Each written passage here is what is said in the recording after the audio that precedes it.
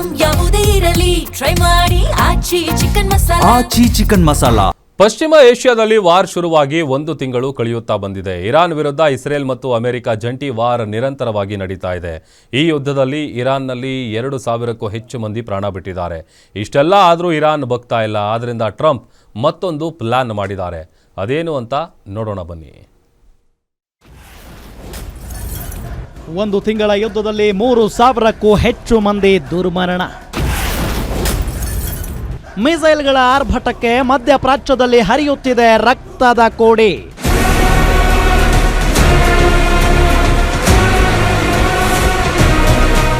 Iran Israel ಯುದ್ಧಕ್ಕೆ 1 ತಿಂಗಳು ತುಂಬಿದ್ದು ಸಾವು ನೋವುಗಳ ಸಂಖ್ಯೆ 3,000ದ ಗಡಿ ದಾಟಿದೆ. ಮಧ್ಯಪ್ರಾಚ್ಯದಲ್ಲಿ ನಿರಂತರವಾಗಿ ಮಿಸೈಲ್ಗಳು ಆರ್ಭಟಿಸುತ್ತಲೇ ಇದ್ದು ರಕ್ತದ ಕೋಡಿಯೇ ಹರಿಯುತ್ತಿದೆ.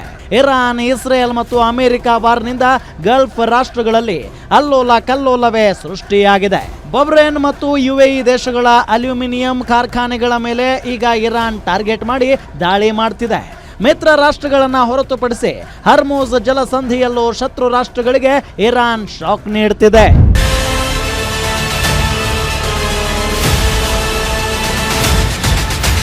ಇತ್ತ ಇರಾನ್ನಲ್ಲಿ ಜನವಸತಿ ಪ್ರದೇಶಗಳನ್ನೇ ಟಾರ್ಗೆಟ್ ಮಾಡಿ ಇಸ್ರೇಲ್ ದಾಳಿ ಮಾಡ್ತಿದೆ.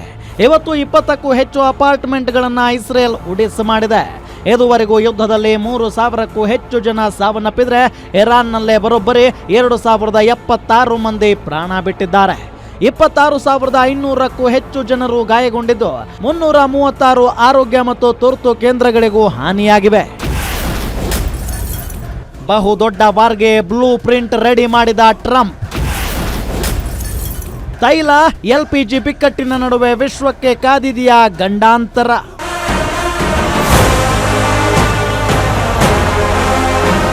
ಈ ಯುದ್ಧದಲ್ಲಿ ಇರಾನ್ಗೆ ಪಾಕಿಸ್ತಾನದ ಮೂಲಕ 15 ಅಂಶಗಳ ಪ್ರಸ್ತಾವನೆಯನ್ನ ಇಟ್ಟು ಕದನ ವಿರಾಮಕ್ಕೆ ಅಮೆರಿಕ ಕಸರತ್ತು ಮಾಡ್ತಿದೆ. ಇರಾನ್ನ ಪರಮಾಣು ಕಾರ್ಯಕ್ರಮವನ್ನ ನಿಲ್ಲಿಸುವುದು ಸೇರಿದಂತೆ ಹಲವು ಷರತ್ತುಗಳನ್ನು ಹಾಕಿರೋ ಟ್ರಂಪ್ ಶಾಂತಿ ಮಂತ್ರ ಜಪಿಸುತ್ತಿದ್ದಾರೆ.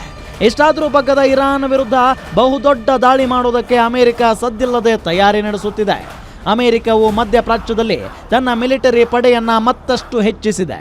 ಸುಮಾರು 3,500 ಸೈನಿಕರನ್ನ ನಿಯೋಜಿಸಿದೆ.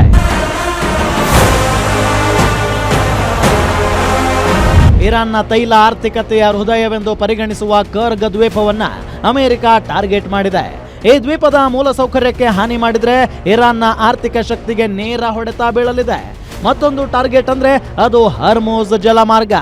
ಜಾಗತಿಕ ತೈಲ ಸಾಗಣೆಯ ಪ್ರಮುಖ ನರನಾಡಿಯಾಗಿರುವ ಈ ಜಲಮಾರ್ಗದ ಮೂಲಕ ವಿಶ್ವದ ಬಹುಪಾಲು ಕಚ್ಚಾ ತೈಲ ಸಾಗುತ್ತದೆ. ಇದನ್ನ ಟಾರ್ಗೆಟ್ ಮಾಡಿರುವ ಅಮೆರಿಕ ತನ್ನ ವಶಕ್ಕೆ ಪಡೆದುಕೊಳ್ಳಲು ಸಕಲ ತಯಾರಿ ಮಾಡಿಕೊಳ್ತಿದೆ.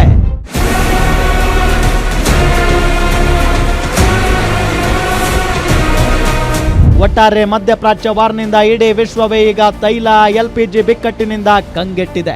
ಈ ಯುದ್ಧ ಮತ್ತೊಂದು ಹಂತ ತಲುಪುವ ಮುನ್ಸೂಚನೆ ಇದ್ದು ಮುಂದೆ ಅದೇನ್ ಗಂಡಾಂತರ ಕಾದಿದೆಯೋ ಅನ್ನೋ ಆತಂಕ ಹೆಚ್ಚಾಗ್ತಿದೆ. News desk guarantee news.